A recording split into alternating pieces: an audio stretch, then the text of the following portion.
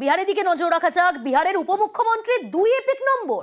SIR বিতর্কের মধ্যেই বিস্ফোরক অভিযোগ তেজস্বীর 2 বিধানসভা কেন্দ্রের ভোটার কার্ড উপমুখ্যমন্ত্রীর। 2 এপিকে বিহারের উপমুখ্যমন্ত্রীর দুরকম বয়স। ভোটার তালিকা দেখিয়ে দাবি তেজস্বী যাদবের। কমিশন को জালিয়াতি কটাক্ষ আরজেডি নেতা।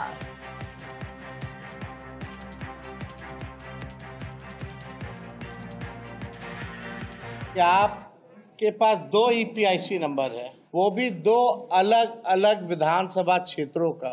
एक में एज है 57 और एक में एज है 60। ये ऑनलाइन भी इलेक्शन कमीशन के एप्लीकेशन पर है। जो वोटर लिस्ट जो नया मिला है, जो सभी पार्टियों को, जिला अध्यक्षों को दी गई है, ये उस सूची में भी है। दोनों अलग अलग विधानसभा क्षेत्रों में कौन फर्जीवाड़ा कर रहा है, कौन नहीं कर रहा है, ये जो है लोगों को पता होना चाहिए। और ये प्रधानमंत्री जी के खासम खास बिहार के उप मुख्यमंत्री विजय कुमार सिन्हा जी है। या तो चुनाव आयोग की एसआईआर की पूरी प्रक्रिया ही फर्जीवाड़ा है, या तो बिहार का मुख्यमंत्री फर्जीवाड़ा है। আরজেডির অভিযোগ খারিজ বিহারের উপমুখ্যমন্ত্রীর। 2 কেন্দ্রে নাম থাকায় আগেই নালিশ বলে দাবি। বিএলওর কাছেও নাম কাটার আর্জি বলে দাবি। কেন নাম বাদ নয় সে বিষয়ে জানা নেই বলে দাবি। অভিযোগপত্র জমার স্লিপ দেখিয়ে পাল্টা তোপ তেজস্বীকে তুলোধনা উপমুখ্যমন্ত্রী विजय कुमार सिन्हा। 24 में हमने लखीसराय में नाम जुड़वाने का फॉर्म भरा और विलोपित का फॉर्म उसी समय भरा गया जिसका ये कागज है। किसी कारण से नाम नहीं हटा। फिर जब प्रारूप प्रकाशन हुआ तो हमारे परिवार के लोग बताए कि आपका नाम यहाँ भी है, तो हमने बीएलओ को बुला करके स्वयं फॉर्म भर करके उनसे रिसीविंग भी लिया है।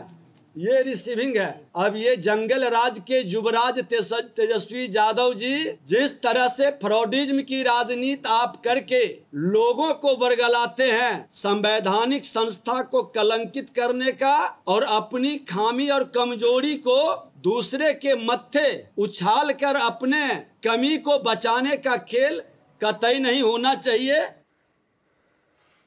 চাঞ্চল্যকর ঘটনা। ভোটার কার্ডে কারচুপি, ছবি ঠিকানা পাল্টে ভোটার কার্ড ব্যবহার।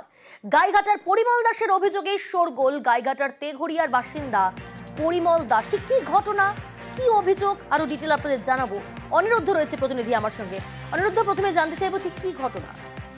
দেখো প্রিয়াঙ্কা, উত্তর 24 পরগনা গাইঘাটা ব্লকের সুটিয়া গ্রাম পঞ্চায়েতের তেঘড়িয়ার বাসিন্দা পরিমল দাস সাম্প্রতিক গাইঘাটার বিডিওর কাছে একটি অভিযোগ দায়ের করেছেন। তার অভিযোগ, তার ভোটার কার্ডের যে নাম্বার সেই নাম্বার এক রয়েছে, তার নাম এবং তার বাবার নাম এক রয়েছে, কিন্তু তার ছবির জায়গায় রাজারহাট নিউ টাউনের বাসিন্দা তার ছবি ব্যবহার করেছে এবং সেই এলাকারই ঠিকানা দেখা যাচ্ছে রাজারহাট নিউ টাউনে তার ভোট করে নেওয়া হয়েছে।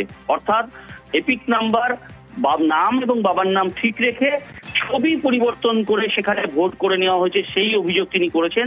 এবং 2019 সালে লোকসভা নির্বাচনে তিনি ভোট দিতে গিয়ে প্রাথমিকভাবে জানতে পারেন তার ভোট ভোটার লিস্টে নেই এবং তিনি ভোট দিতে পারেননি। পরবর্তীতে তিনি এই বিষয়ে তার এপিক নাম্বার দিয়ে যখন একটি ভোটার কার্ড ডাউনলোড করে সেখানে দেখতে পারেন যে রাজারহাটের কোনো যুবক তার ছবি ব্যবহার করে এবং সেখানকার ঠিকানা ব্যবহার করে তার ভোটার কার্ডটি ব্যবহার করছে।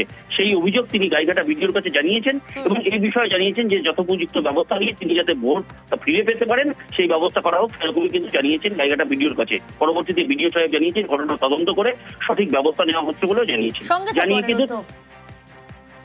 এদিকে গাইঘাটা তেঘড়িয়ার বাসিন্দা পরিমল দাস 2019 সালে ভোটার লিস্ট থেকে তার নাম্বার রাজারহাট নিউ টাউনের ঠিকানায় জালিয়াতের খোঁজ। পরিমলের নাম, বাবার নাম, এপিক নম্বর এক রেখে জালিয়াতি।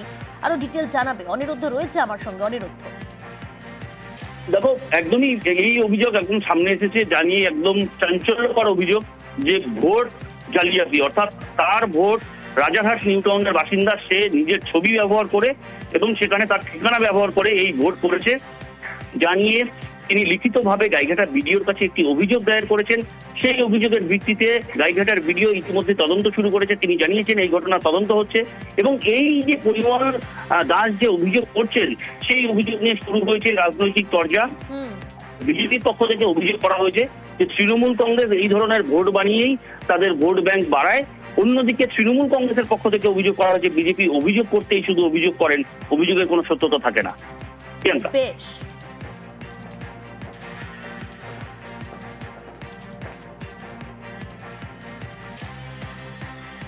আমার অভিযোগ, আমি এখান থেকে 10 বছর আগে থেকে ভোট দিতে পারছি না। আমার ভোটটা কেটে অন্য জায়গায় নিয়ে যাওয়া হয়েছে। আমি প্রথম অবস্থায় বুঝতে পারিনি যে আমার ভোটটা কেটে গেল কেন।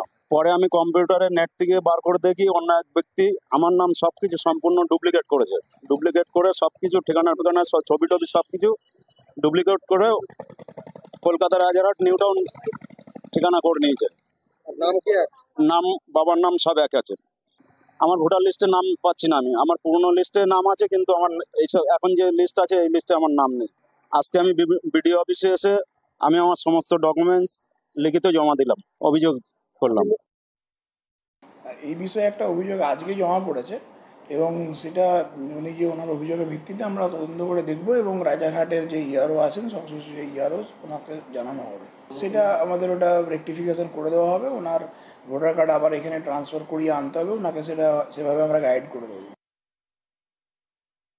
যে বিরোধী থাকতে গেলে, বিরোধী জায়গায় থাকতে গেলে যারা ক্ষমতায় আছে তাদেরকে কালিমা লিপ্ত করতে হবে। ভোট বা ভোটার কেন্দ্রীয় সরকারের সংস্থা আমি মনে করি। এটা সম্পূর্ণ সেখান থেকে পুরো জিনিসটাকে দেখা হয়। যদি এমন কোনো কিছু কেউ করে থাকে সম্পূর্ণ অপরাধ, আইনের পথে চলবে। এই ধরনের অভিযোগ যদি করে থাকে তাহলে নিশ্চয়ই কেন্দ্রীয় সমস্ত এজেন্সি হয়তো ঘুমোচ্ছে। আমার যেটা মনে হয় এমন কাজ কেউ করে থাকলে 100% অন্যায় এবং আইনের পথে চলে কারবাই করবে। যা শাস্তি হয় তার শাস্তি প্রাপ্ত সেটা দেবে। পশ্চিমবঙ্গে প্রায় 1 কোটির উপরে ভুয়ো ভোটার আছে এবং বিভিন্ন সময়ে প্রশাসনের যে প্রভাব খাটিয়ে তারা জাল নাম, উল্টোপাল্টা নাম, ডেড ভোটার থেকে শুরু করে যারা অন্য জায়গায় ভোটার আছে সেই ভোটারগুলোকে রেখে দিয়ে পশ্চিমবঙ্গে জেতার যে কৌশল সেটা 14 বছরে পারদর্শী হয়ে গেছে। এটা টিপ অফ দ্য আইসবার্গ, একটা পাহাড়ের চূড়া, এর নিচে পুরো পাহাড়টা বাকি। যখন অরিজিনাল এসআইআর হবে এই পশ্চিমবঙ্গে আপনি ভুয়ো ভোটারের শুধু সংখ্যা দেখবেন, মানুষের চোখ কপালে উঠে যাবে যে পশ্চিমবঙ্গে কি হয়েছে। গাইঘাটে সিএ প্রশিক্ষণ শিবির, বিজেপি বিধায়ক স্বপন মজুমদারের নেতৃত্বে ক্যাম্প। সিএ নিয়ে তৃণমূলের প্রচারের বিরোধিতা। গাইঘাটার চাঁদপাড়ায় সিএ ক্যাম্পে প্রচার বিজেপি।